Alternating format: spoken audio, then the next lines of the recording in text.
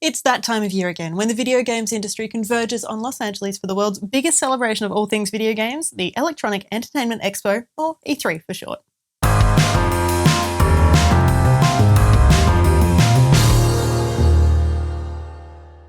These days, E3 is a chunk of sensory overload that hits Los Angeles Convention Center once a year in a dazzling display of sound and vision, open only to members of the games industry and the media.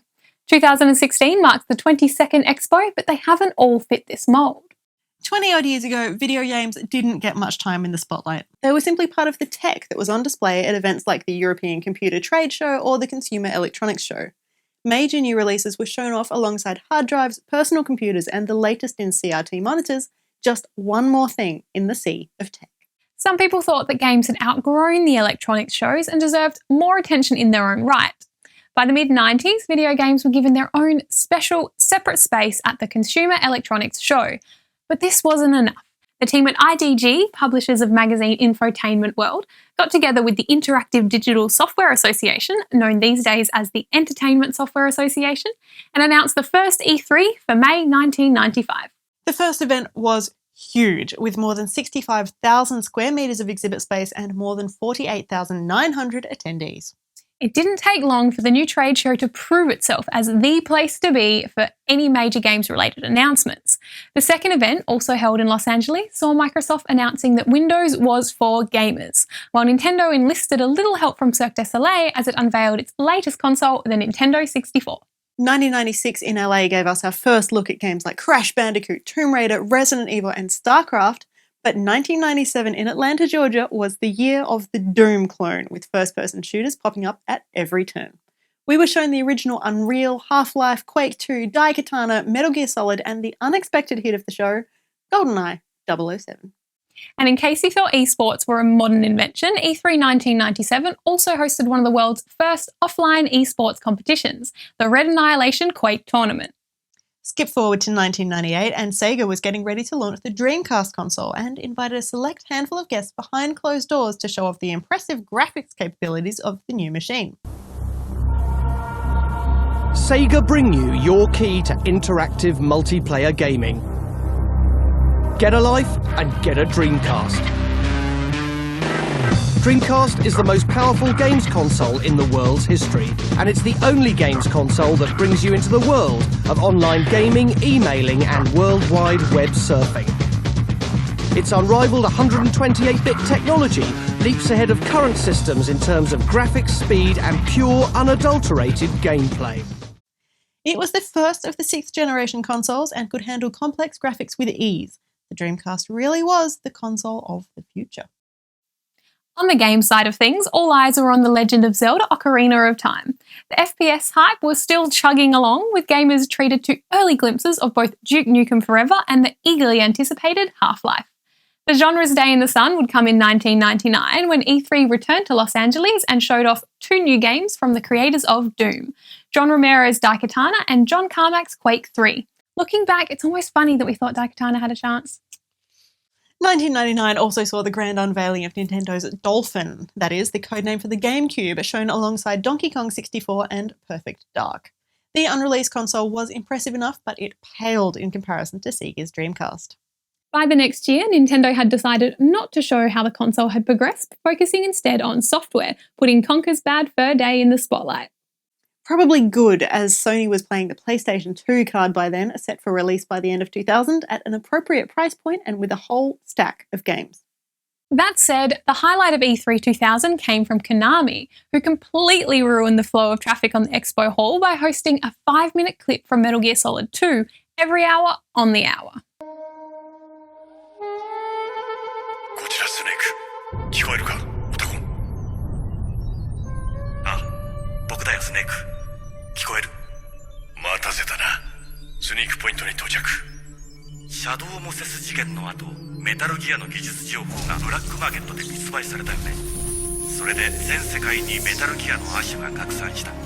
今や各武装国にとってメタルギアは特別な兵器ではない。今回の新型はそれらに対抗するために設計されたものらしい。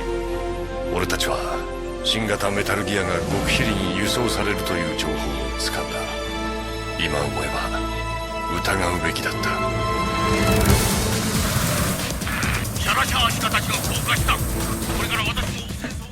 E3 2000 marked a bit of a turning point for the convention, coming just 6 months after the Columbine school shootings, which had been linked to video games such as Doom. The event was much less focused on first-person shooters than it had been in previous years, and attendees had to walk past protesters to get to the show. However, by 2001, it was back to business as usual, with another year heavy on the hardware. The Nintendo GameCube and Game Boy Advance were overdue. The Microsoft's new Xbox didn't actually work in a number of demonstrations. Sega's Dreamcast was on its way out, and nobody played games on PC anymore. There was a clear winner. By 2002, with more than 30 million PlayStation 2s in the wild, Sony announced that the console wars were over and that no other console could go close. They were partly right. 14 years later, the PS2 is still the world's most popular gaming machine, but that didn't stop the usual suspects from continuing to fight. But while we'd seen E3s dominated by single publishers, consoles or titles in the past, 2002 was something different. 2002 was simply Doom 3. It was the first new Doom in nearly a decade, and we'd been hearing about it for years. John Carmack had been hyping us up with mentions of dynamic lighting, and excitement was at an all-time high. We were not disappointed.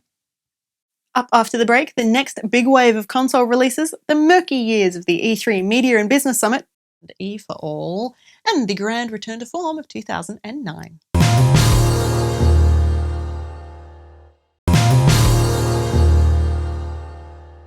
It's 2003 and the E3 stage has been used to reveal two brand new portable gaming devices. The first was the shock reveal of the brand new PlayStation Portable, which nobody saw coming.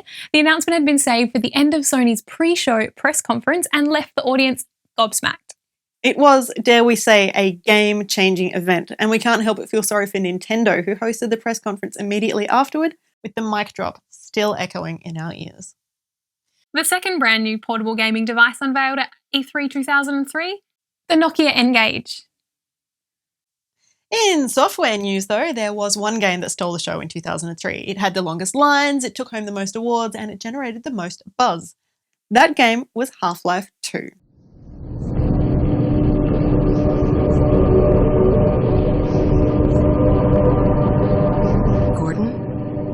Gordon, snap out of it. You're staring at me again. Warming up nicely. Are you sure you don't want me to swap out the polarizer? That's not necessary. Just checking for potential modular interference in the interstices. Conditions could hardly be more ideal. I hope so. I'm sorry, Gordon. I can't help thinking that this isn't going to work. That we should have listened to my father and done it his way. It's just, this is the first time I've had any hope of really striking back at the Combine. And while everybody loved what they saw was actually pre-rendered scripted events and not real gameplay. But nobody cared. By 2004, everybody was super hyped to see more from Grand Theft Auto San Andreas. It was the topic of almost all the pre-show rumours and excitement, and it was the one thing people wanted to see at the event. But surprising everybody, it was simply not there.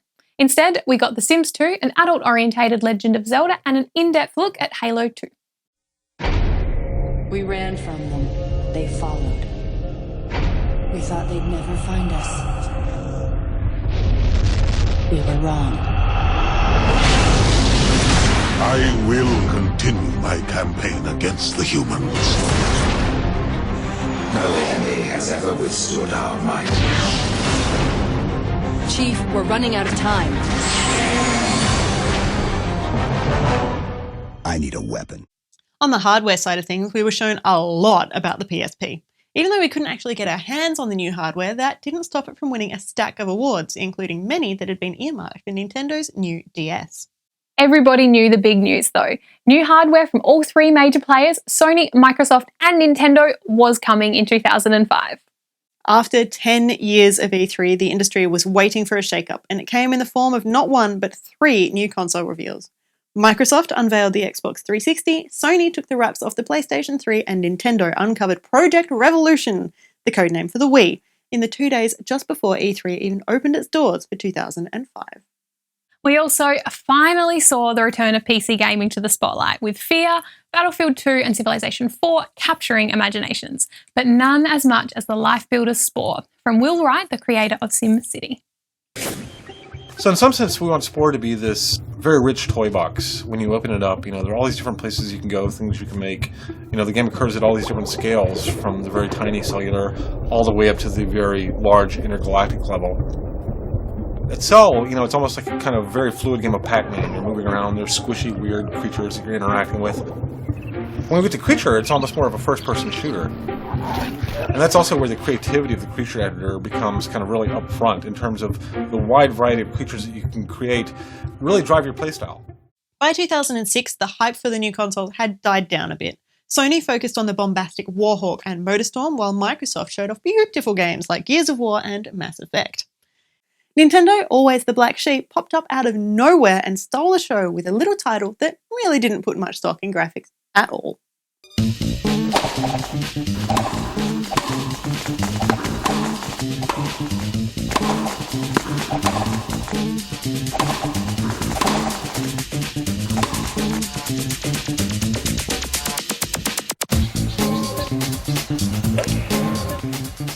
The Japanese company started the show as a laughingstock. Seriously, the new console's called what? But they emerged 2 days later, hailed as the hands-down winner of the event, thanks largely to Wii Sports. And then things got weird for E3. On July 31, 2006, the event's parent company, the ESA, announced that the expo would be restructured and downsized due to overwhelming demand from exhibitors. You see, the formerly exclusive show had been overrun by random attendees who didn't really have much to do with the games industry, meaning up to 70,000 people were cramming into the convention centre each year, and nobody really got what they wanted from the event. By October, the ESA had decided on new guidelines in a bombshell announcement. E3 2007 would be invitation only. While 60,000 people attended in 2006, the following year saw just 10,000 gamers pass through the doors of the new-look, decentralised E3 Media and Business Summit.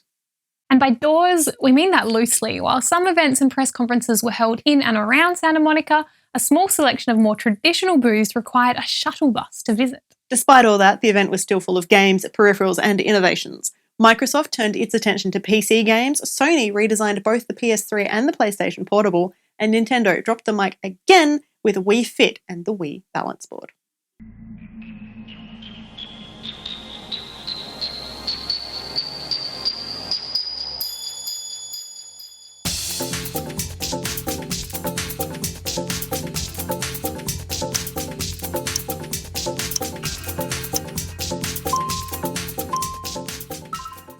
Sticking with the new name, the Media and Business Summit moved back to the LA Convention Centre, but 2008 was an even smaller show than 2007 with just 5,000 attendees. With the general public locked out of the new look E3, a new event sprang up to fill the void.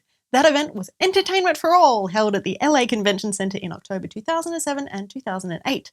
Levels of attendance and enthusiasm were not very high, and while the organisers considered the event a success, it only lasted 2 years. By 2009, everything had been rolled back to where it belonged, with E3 back as the glittering gem in the centre of every gamer's social calendar. And boy, did it come back with a bang.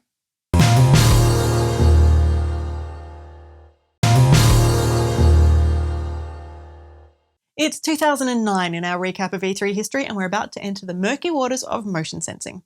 Sure, Nintendo did it in 2004 with the Wii, but Microsoft and Sony chose this year to make their moves. We saw the debut of Project Natal, the new device from Microsoft that went on to be labelled Kinect. The demonstrations were so breathtaking, clever applications, infrared, full-body detection and recognition, that even with a few hiccups, Natal was always going to be a tough act to follow. Go on, put your hands in. It's not too cold. I bet the fish think you're a monster. Cheeky. But Sony held its press conference right after Microsoft and revealed its counterpart to the Wii. So this first demo, what we have is like a virtual television set with a PlayStation Eye, just like we have it set up here on stage. So you can see when Anton moves the controller here, the controller moves one-to-one just as he moves. In order to let you see this better, Anton, if you can turn on the video on the television there, we're putting the PlayStation Eye's video on this virtual TV. So you can see as Anton moves, it moves exactly as he moves. This is true one-to-one tracking. This is the first time you've ever been able to do this. And we can show this better than anyone else because we have the video from the PlayStation Eye. The PlayStation Move used the PlayStation Eye camera and a new Wiimote-like peripheral. Unsurprisingly, it didn't quite cause the waves it would have just one day earlier. Nintendo, on the other hand, went a very different route, announcing a fingertip pulse reader, the Wii Vitality sensor, designed to measure your excitement levels by using biometric feedback. At the time, nobody seemed quite sure what they were actually trying to achieve, and the peripheral was quietly cancelled in 2013.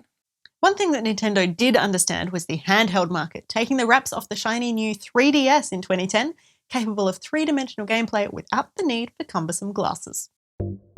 This is Nintendo 3DS.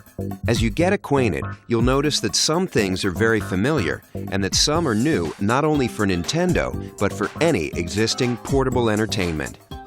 Besides that and a bit of fuss over Kinect, the three big players were relatively quiet in 2010, allowing some of the smaller publishers room to have some time in the spotlight. 2K Games unveiled the doomed FPS reboot of XCOM, and Valve made a rare E3 appearance to confirm the release of Portal 2 on PS3, while Konami tragically missed the mark with a press conference full of poorly received performances and badly thought out stunts.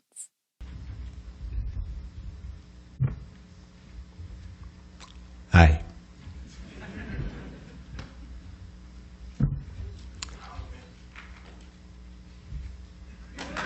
Yeah. By 2011, though, things were back to normal, with new, codenamed hardware back on the menu. Nintendo showed off the follow-up to the Wii with an early version of the then unnamed console playable on the show floor. Sony had been teasing its next-generation portable since January and showed up at E3 with the brand new PlayStation Vita, which combined augmented reality gaming and social connectivity. While Sony might have been behind the times with its motion-sensing Move peripheral, it was right back on top again.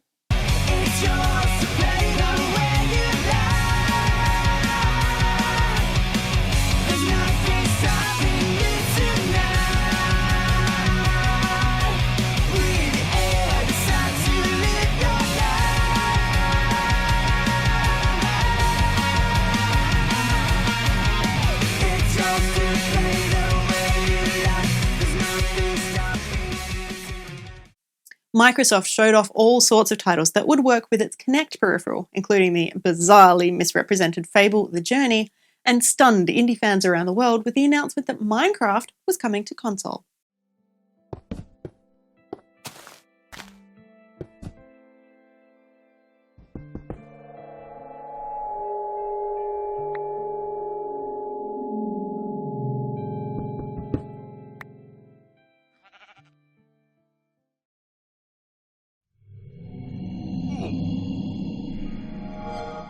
But just 1 year later, and Microsoft was taking the Xbox brand further and further away from simply being a gaming box. In 2012, the Xbox 360 was now being positioned as a lifestyle electronics device that could handle TV, music, movies, and just about anything thrown at it. At the same time, Sony and Nintendo focused their attentions primarily on games. The PlayStation press event was pared back and didn't shy away from acknowledging the publisher's massive security breach earlier in the year. Nintendo's approach was a little different, showcasing 23 new Wii U titles at the traditional pre-show event and keeping the 3DS offerings for the freshly launched Nintendo Direct online presentations. And there was another big name to pay attention to in 2012. In many people's eyes, Ubisoft won E3 with the reveal of one shiny new IP, Watch Dogs, which put a different spin on the open world genre.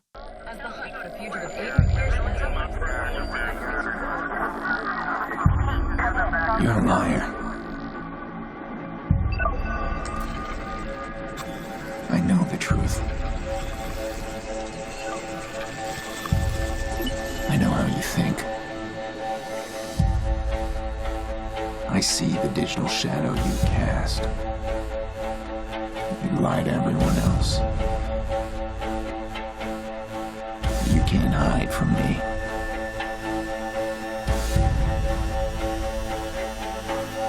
I'm going to find you and expose you to the world.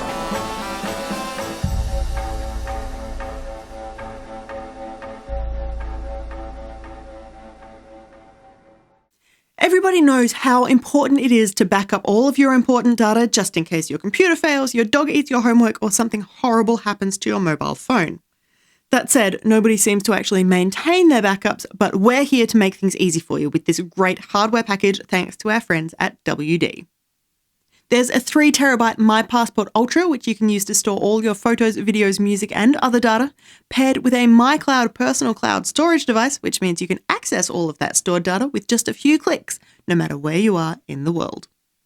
For your chance to win this complete backup solution, head to playerattack.com and follow the links to the WD competition, fill out your name and contact details, and tell us your best, or worst, lost data story. The competition is open to anyone in Australia and runs all the way up until June 28, with the winner announced on Player Attack shortly after. For the full terms and conditions, see our website.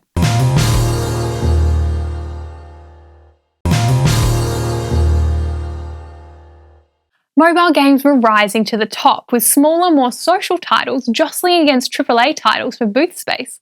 Facebook games were given equal attention as their console counterparts, and predictably, a chunk of the audience was not pleased. But by 2013, they perked up again with 2 new home consoles on the way for both Microsoft and Sony, each one with a whole stack of stellar new titles. We got details, price points, and launch lineups for both the Xbox One and PlayStation 4, as well as our first look at Rise, Son of Rome, a brand new Halo, The Order 1886, and Killzone Shadowfall. And with the Wii U already on shelves, Nintendo opted out of the traditional pre-event press conferences, instead preferring to host an online episode of Nintendo Direct that focused on upcoming releases and new game reveals, including Super Mario 3D World, Mario Kart 8, and Super Smash Bros. For Nintendo 3DS and Wii U. This trend for Nintendo continued with the 2014 Direct presentation focusing on the company's amiibo figurines. While Microsoft had earlier made a big push to make the Xbox 360 a lifestyle box, in 2014, the Xbox One was all about the games. We were treated to glimpses of more than 20 new titles, including Forza Horizon 2, Sunset Overdrive, Halo 5, and the new Crackdown. Sony wasn't quite so laser-focused on games, but the lion's share of attention and hype went to Destiny, No Man's Sky, and our first proper look at Uncharted 4. Every year's show to date has been different, but 2015 marked an interesting shift in the industry. More companies announced pre-show press conferences, including Oculus, Square Enix, Bethesda, and the PC Gaming Show. The year's focus was on virtual and augmented reality, with Sony highlighting Morpheus, now known as simply PlayStation VR, Oculus showing off the Rift, and other companies working with HTC Vive and other headsets. Everything old was new again. Sony's big reveals were The Last Guardian, Shenmue 3, and a remake of Final Fantasy VII. Microsoft's mic drop announcement was backward compatibility for Xbox One. Nintendo even brought Star Fox Zero to the party. And in the middle of a show that saves the biggest cheers for the most extreme violence, everybody was captured for one moment in the EA press conference by a little red doll made of wool and his game about love.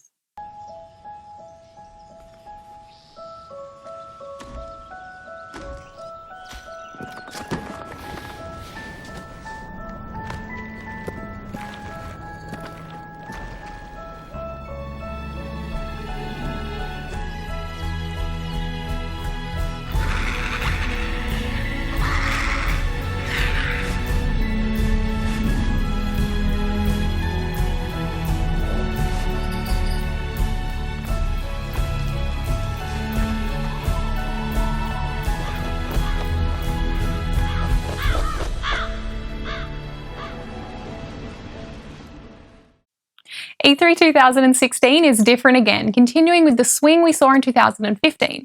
Publishers are moving away from the expo itself, with EA hosting its own event and companies like Activision and Wargaming pulling out completely.